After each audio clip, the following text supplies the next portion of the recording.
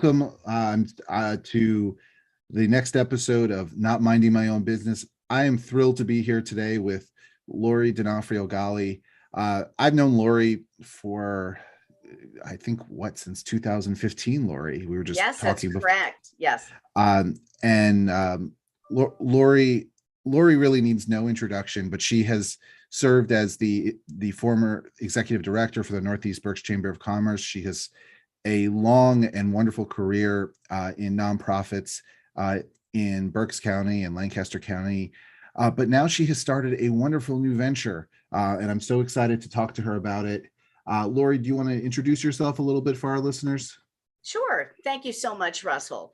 As Russell said, I had a long career in nonprofit management, actually 23 years as both executive director and development director for 4 different organizations before I launched the Right Angle Strategic Storytelling in April of 2021. I am a native Berks Countyan. My husband and I met when we were freshmen at Elizabethtown College, and this week we'll celebrate our 38th wedding anniversary. So we've been together for a long time. We have 3 children, one of whom is at Wilson West, who will soon be finishing middle school. And we also have a brand new, she's now 1 year old, granddaughter. So we're very excited about that. We live in Spring Township, and most of my life I've lived in Berks County, but as Russell mentioned, I've also worked in Lancaster County. So we lived in Elizabethtown for 11 years when our older children were young. Well, I understand that your granddaughter just turned 1 this weekend. Isn't that right? Yes, Evelyn, our little sweet Evelyn. Yes. Well, happy birthday to her. Thank you. Now, Lori, you've been in public relations for really your entire career, but tell us, how did you come up with the idea for your company? Well, it's interesting. During the shutdown, I'm not the first to say that the pandemic year, 2020, was like a life and career review for so many people. And that was true for me as well. It's not something that was a new idea. As you said, working in nonprofit management for 23 years, my strengths always were PR, sales, and marketing. And for 23 years, I was in a training ground and able to really enhance those natural abilities that I had, especially for promoting people and things. And I think it actually goes back to the 70s. I know we have only a 40-minute show here, but I'll be brief. It goes back to the early mid 70s when I was in middle school and high school in the Wyomissing School District. I was very focused on writing. I knew that I would become an English major in college. And when I graduated from E-Town College in 1983, my intention was to go into journalism. I wanted to be a talk show host. I was very influenced by Phil Donahue in the 70s. And not only by virtue of his being a host, and I really love that show, but he also covered so many relevant issues and also did some investigative reporting. And that was a real interest of mine. So when I graduated from college, one of my first roles was as a stringer for a suburban Philadelphia newspaper. But I quickly discovered that even though I was out in the field researching and writing stories, if there wasn't room for my story to be published that week, I didn't get paid. So I didn't think that that was going to be a very predictable income when I was a young newlywed at the time. So I moved into corporate America, and I always worked in my field. And I'm proud to say that for 38 years of a career, for profit first, I worked at places that we'll all recognize in Berks. Guytronics Corporation on Lancaster Avenue was my first full-time job. I worked at Strategic Analysis. And for both of those companies, I did writing and editing and research, very much what I'm doing now. And then I have ultimately transitioned into nonprofit management. I also did adjunct work. I worked at RAC for years in the humanities division as an adjunct instructor. And so during the course of my career, as well as working in first corporate America and then nonprofit management, I had also done some consulting freelance work. And so doing contract work, being self-employed was something that was always peppered into my career path. And even before I really understood what entrepreneurial meant, I knew that was the way my mind worked. And honestly, by the time I got to my role at the Northeast Berks Chamber, which is when we met in 2015, and I, on a daily and weekly basis, was exposed to entrepreneurs. As you know, in Northeast Berks, there are so many solo entrepreneurs. And so now I was in a little bit of a different training ground, and I came to the understanding that entrepreneurs are very much like nonprofit organizations. And once I made that connection, we hope not. We hope not for too long, though. Not for too long. And I don't mean necessarily financially, but what I mean by that is even in a larger nonprofit organization, certainly your staff is focused on the mission, of course. When you work in development for as long as I had, and you're working with donors and you're soliciting donors, trying to strengthen their donor confidence, support all the efforts and goals of the organization, you realize that there's never enough manpower, whether it's a small operation or a large nonprofit operation. What I discovered in 23 years was every nonprofit seems to face the same challenges. And I also noticed that entrepreneurs often face those challenges. For example, if an entrepreneur is working 6-7 days a week on his or her business, he or she may not have time or knowledge or experience. You obviously do, Russell, to conduct their own marketing and public relations efforts. They just don't have the time. And as you know, with technology, everything changes so quickly. And so sometimes it's hard just to keep up. And even today, I hear about social media platforms that are new that I've never heard of before. So we know that that's always changing. Once I made that connection between entrepreneurs and nonprofits, where I'd worked for so many years, it was easy for me to understand how to support those businesses. Now, I know I went a little bit far afield here, but the point of what I'm saying is that I have worked with organizations, I've worked with companies, I've worked with solo entrepreneurs. I've had partnerships with school districts, higher ed institutions.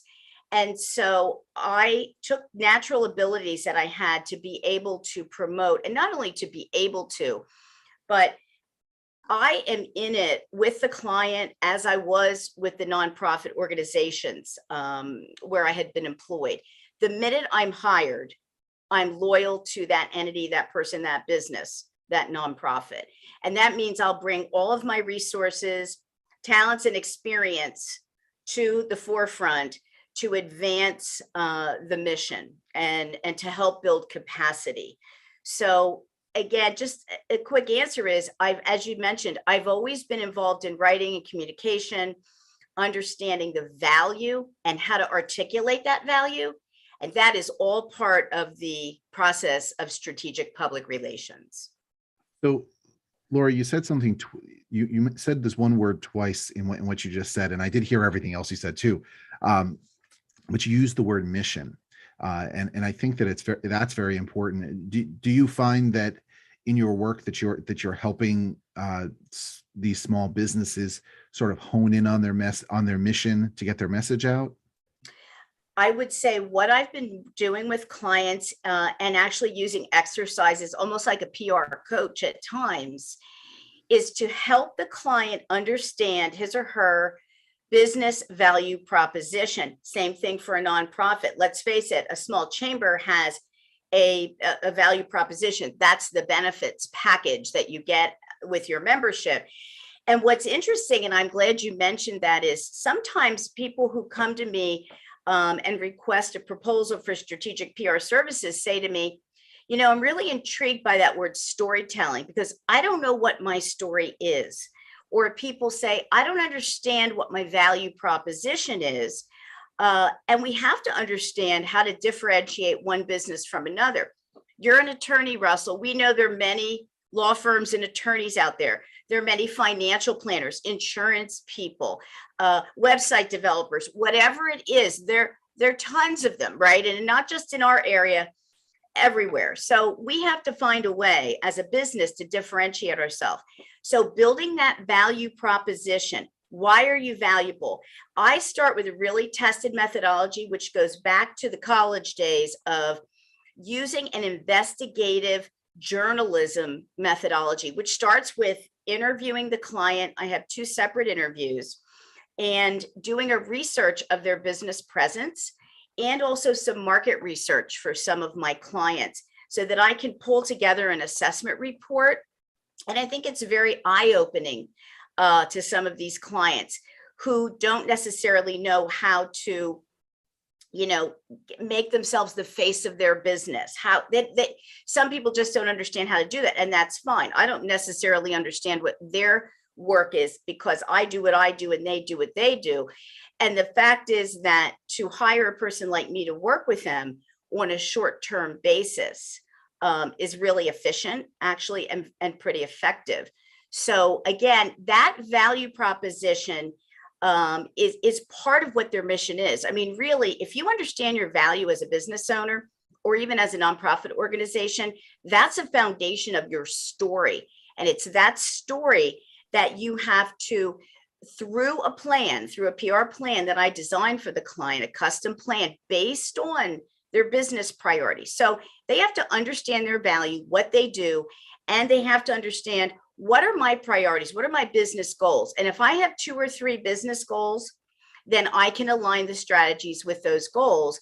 And that's going to create a better outcome. And I'm always looking to find growth opportunities. And there are a lot of types of growth opportunities. That could be new clients, that could be new revenue, it could be leads, it could be a strategic partnership. So I'm looking for all those opportunities, ideally to help them communicate that value and what they do to resonate with the target audiences that they've identified for themselves, for their services or goods. And doing so, as I said, is going to make a greater impact. And it's also going to attract earned media, which is really my focus. And that means you're not paying for it. Someone will interview you. It'll be published in the paper. You'll be interviewed on a radio show, a podcast. You'll be interviewed on TV. So that's my goal with the clients starting out, is to build that reputation, create the credibility through the media engagements that they get, the earned media, and then they can move on from there with the plan. That's really interesting.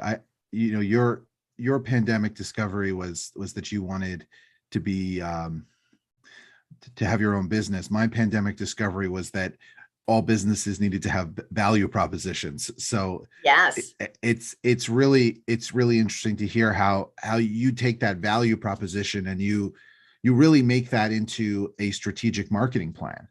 Absolutely. What it sounds like. Mm-hmm. What would you say are some of your biggest successes and biggest failures in doing that? In terms of working with clients on value proposition? Yes. Yeah. Well, so far it's working out well. I would say that there are some who already know their value, but don't know how to promote or market themselves. And then there are some that need to work through that process. And I just want to give a little plug to the Berks Launch Box. If you're familiar with that at all, Russell, I was fortunate to be invited to be a coach for their premier idea test lab back in the fall. And it was a volunteer coaching position that I undertook, working with a one-on-one coachee as well as a group of people. And there were other coaches like myself from the business community. It was one of the most well-orchestrated programs to do just what I'm saying, to take entrepreneurs who have an idea and go through the whole process of determining the viability of the idea, getting customer feedback, working on the value proposition. And I think it really endorsed the fact that that's an absolute necessity. I'm all about the planning and the strategy. That's why you're hiring me, for planning and strategy, and then also implementing those tactics and tools that I've recommended And I understand what I do and I understand what I don't do. So where I'm a writer and an editor, and I can do your press releases and pitches, and certainly your outreach and engagement as part of your implementation of your PR plan. I am very happy to refer clients to people who do social media marketing, photography, videography. And so that feeling of a community of entrepreneurs that I experienced at the Northeast Berks Chamber, and now lifelong friendships with those entrepreneurs, allows me to know people very well. And essentially, I've already vetted people that I can very happily recommend for business to clients. When you were in your role at the Northeast Berks Chamber, it was sort of always a running joke that if we had an event, you knew how to get the media there to make sure that it was covered. And it's like you said earlier about earned media. How do you employ those strategies with your current clients? Well, I'm glad you asked that, Russell. One of the benefits that my clients receive is that, imagine over 23 years in nonprofit, when you meet so many people, whether they're business investors or sponsors, advertisers, supporters of nonprofits. So I didn't even realize, as I said, until I launched this business, that during the course of all those years, building a network, especially on LinkedIn, which is my preferred platform for social media, would be so valuable. And that network of people I bring with me. It's as if I show up with your proposal, and in my briefcase, I have this massive network of people across multiple regions and industries, media outlets. And actually, I continue to build that network. Also, a joke is that like many of my friends here in Berks, we say, we know everybody, we know a million people. And I do know a lot of people, but I'm very happy to report that in the last 9 months of my new business, I have been able to meet many more people I've never met before. Sometimes I've heard of them, but even in the nonprofit sector, maybe traveling in slightly different circles in terms of mission. And so there are people that you just never met. And now I'm starting to meet those people, and not just in Berks, but in Dauphin and Lancaster County as well. And so I'm able to quickly utilize those relationships that I have. Just take media outlets. I have a pretty good relationship with many editors and reporters because of the work that I've done. And so if they already know me, when I submit a press release or a pitch on behalf of a client, perhaps it's looked at maybe a little more quickly than it may otherwise be. I know I've had clients say to me, well, I called X newspaper, but they never called me back. Well, that's not typically the way you might get some coverage. So I think it's important for businesses to really foster those relationships, with the media, newspapers, magazines, podcasts, television shows. And, sometimes you just have to ask a question and you'll get a positive response. And I think sometimes people just don't ask the questions. Interesting. Now, you said that your favorite social media platform is LinkedIn. And I think LinkedIn can be one of the harder ones to really crack when it comes to using it to drive business. How have you seen success using LinkedIn to support your business? Well, I will say this about LinkedIn. When I first got on LinkedIn, I don't even remember when that was now, but many times it was harder to get a response. I tend to like to use LinkedIn messaging, and I've always used it, but you would find a number of people that would say, oh, 6 months later, I just saw your message, Lori. I'm sorry, you'll have to email me because I hardly ever look at my LinkedIn messaging. But I noticed a distinct change that happened again during the shutdown year of 2020. I am in LinkedIn every day. I find that messaging people that I've never even met before gets an immediate response. I've used LinkedIn to set up Zoom one-on-one networking with people that I've never met before. I feel that people are much, much more responsive. And I know they tend to say that a certain age of person maybe is more comfortable or is using LinkedIn. LinkedIn is definitely my number one, and number two is Instagram. So just to, again, reflect on LinkedIn, I feel that like Instagram, I've noticed the same. During the pandemic, I absolutely have seen it on Instagram, businesses and nonprofits in our area using Instagram who've never used it before. And not only using it, but really effectively posting, engaging the audience. And so I think that's, we know that's owned by Facebook or Meta, of course, but now I'm really drawn to that. I've always liked Twitter. I know many people don't use Twitter. I've always used it. But again, with LinkedIn, I think LinkedIn has leveled the playing field for professionals. I think you can be fairly confident that if you reach out to a person, again, even one that you've never met before, and engage them in a Zoom call, it's probably going to happen. So I do see it as my number one platform. That's very, very interesting, because I think a lot of people struggle with how to really integrate LinkedIn into their marketing methods. Oh, I want to add something to that. Most of us have our LinkedIn profile, our personal profile, but not everyone has the business profile. I did that immediately, set that up. So they've made some changes in functionality. So now if I go into my business profile for the right angle and I post, it'll immediately ask me if I also want to push that out through my personal profile. So I think it is important, if you want your business or nonprofit to have an identity, to have that separate profile for such. What are some other hot tips that someone could use if they were trying to increase their public image? Well, as I said earlier, the planning is key. I'm sure that you, as well as I, have seen many small businesses, for example, who say, I'm just not getting a return on my investment. They're throwing money at this or that. And I would often say to those people, when they told me, when I worked at the Northeast Berks Chamber, do you have a marketing plan? Do you have a PR plan? Do you have a communications plan? 9 times out of 10, there was no plan involved. So it's kind of like hearing about the new ice cream flavor of the day and saying, I'll try that, even though my favorite is chocolate mint chip. And unfortunately, to me, it's all about the plan and the strategizing, getting the earned media first, as I said, building that reputation, that credibility. And there are many ways to market your business. And we have some really experienced professionals in Berks County who do just that.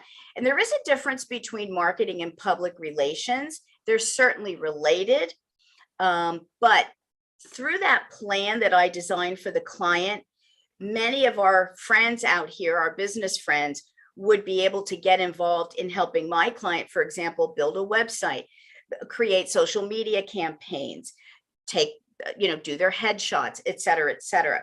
So what I'm doing is really figuring out the relevant ways. You want to become the face of your business. You have to engage and interact. Let's use LinkedIn again for a moment. Think about it this way. If there are businesses or people that you look at as potential partners for yourself or your business, you need to be connecting with those people, engaging them, and then conversing with them. Even in your target audience, get involved in some of the groups and interact in that way through conversation, etc. And the other thing is, here's an easy tip to follow. If you are published in a newspaper article, if you are interviewed on a podcast, when you share that on your social media channels, and most people know to do that. Oh, I've just been interviewed on X. You want to acknowledge those media outlets that have invited you for that engagement by tagging them when you post it. So, you can say, I was interviewed on X by this person, and they will see that and feel acknowledged, but oftentimes they will then like and share, which is a way to broaden your audience. Also working with me, the client will be shared throughout my social media. And that means it opens up a whole new network of connections that they may not know, that are now getting an eye on what they've done or what they do. Very interesting. You it's almost like you can see my notes that I'm taking as you talk, because one of the things I just jotted down here was PR versus marketing, because I think that they aren't the same, but they're very close. So can you explain to our audience, what is PR and what is marketing, and how are they different? Well, again, it goes back to what I said at the beginning of this interview. The PR has to do with your value proposition, communicating that value to your target audiences, getting those media engagements. All of those media engagements are endorsements of your expertise. So you're demonstrating your expertise as the go-to for this industry, for this profession, for this field of work that you're in. And that really is that part of that definition of public relations. So you have to understand your value. You have to know who your audience is. You have to find relevant ways to connect with those audiences. And that together then, and you get those testimonials, et cetera. That's your endorsement. That's your credibility. Marketing, of course, goes beyond that. Now, the press releases, the pitches, that's all part of public relations. Now, when you're looking at other types of messaging and other avenues through which you're going to tell this story, your website, your social media marketing, how your logo's designed, and all of that, those are all, that's sort of collateral to the public relations. And then that moves into the marketing. So I'm really about that creating the foundation for your storytelling, and the outreach and engagement is a big part of what I do. I'm a social person.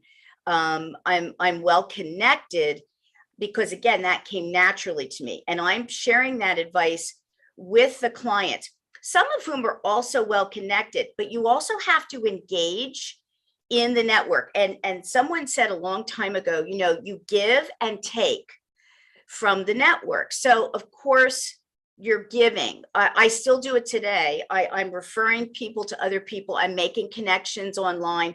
I think the two of you might want to meet for conversation. And I feel good about that, helping to promote other small businesses and perhaps give them some business, or just help them get advice. As you said earlier, I think that I've talked to some younger people who do use LinkedIn, but they never think about really reaching out. So if someone's thinking about making a career change and they're thinking about I was talking to somebody who was thinking about moving to New York and getting into something museum related. I said, why don't you go to LinkedIn, type it in the search box, find some contacts there, reach out to them and say, I'm thinking about doing this. I'd like some advice. And so I think sometimes, it's like anything else. What may seem like a natural next step for me, or common sense next step, somebody else might not think about. But again, they're not specializing in public relations. They're specializing in another field. Right. And that's why there are all these different professionals, so you can get the advice. But let's take a step back and talk about you personally. What is your fondest memory of the Berks County area? Well, that's pretty easy to answer, I think. My father, who passed away 3 years ago, was took all the family home movies, and I have all of them on CD. Almost every holiday, we found ourselves at the Reading Museum, and the joke was that, we had ducks in many of our home movies. He was fascinated by the ducks. So we would see them, swimming along, or he'd have movies of us feeding the ducks and so forth. So that's always the first thing that comes to my mind, is going to the museum and having our pictures taken, and him making home movies at the museum. Oh, that's a wonderful spot. I like taking my kids there too. Walking through the Arboretum can be a real nice break. It's beautiful. Yeah. It really is beautiful. So what is your favorite local organization to support? Wow, you can't put me on the spot like that. I I have two nonprofit clients right now. I don't know that I can say. Well, let me qualify Yeah, this. why don't you rephrase that? Let me qualify. What is your favorite non-client local organization to Okay. support? All right. Well, I am a huge dog lover, and recently, my husband and I lost our two bonded dogs. We adopted them 3 years ago. They were senior dogs. One was a Bichon, the male. The little girl, she wasn't little, she was a senior, was her name was Yummy, and she was a Chug, a Chihuahua Pug mix. And they were just the greatest animals ever. We've had four dogs. And I would say that I would support the Humane Society. I adopted my second dog there, Maxwell. And I'm all about, the care for the dogs. There's so many dogs out there that need homes and have medical conditions and so forth. So Humane Society, any animal organization that helps to protect our animals, especially dogs.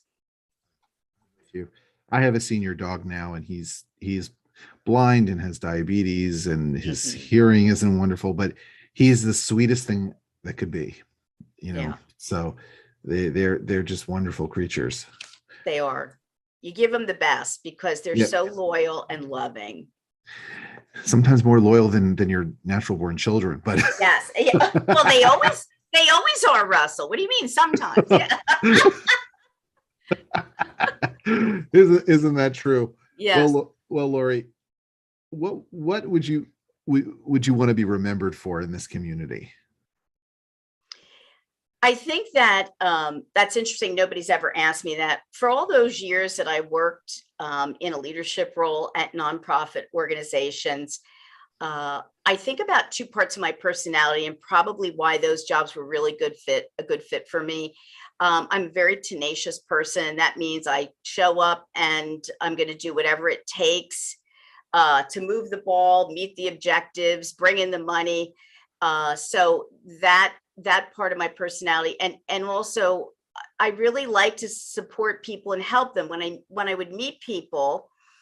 And I'll use the chamber again as an example. When I started meeting the small business people, I'd say, tell me your story. What do you do? It's really, really interesting. And there's so many different stories. So I've always loved, I was an English major, so I was an avid reader. Obviously, I like stories. I love documentaries. And I like hearing about why other people started these businesses. And there's always some kind of moment or catalyst, something happened that caused them to transition.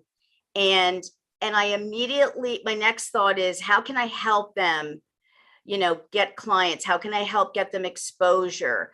So kind of being a support for those businesses or for the organization. So I guess what I would want to be known for is using my talents to help improve, hopefully the bottom line for our community nonprofits, the visibility, of course, and getting that mission out there and attracting people who genuinely want to support the mission in some way. Well, Lori, I really, really enjoyed having a conversation with you on not minding our own business here today. If any of our listeners wanted to reach out to you, what would be the best way to do that? You can contact me at 717-413-2604. That's my business cell phone number. You can visit rightangle.us.com, my website, and you can email me at ldg@rightangle.us.com. And I have to, before we wrap up, I just have to say, I love the name of your company, Right Angle. I just think it's such a neat play on words. So I'm sure that as an English major, that was your baby coming up. Absolutely. And again, influenced by journalism, right? Because we're looking for all your angles. And I mean that in a positive way. Sometimes that sounds like a negative, but we're looking in terms of messaging, finding your angles, whether you want to be the face of your business, or again, you're trying to expand and grow the actual business. You got to find the right angles, because think about it, not everybody has the same story.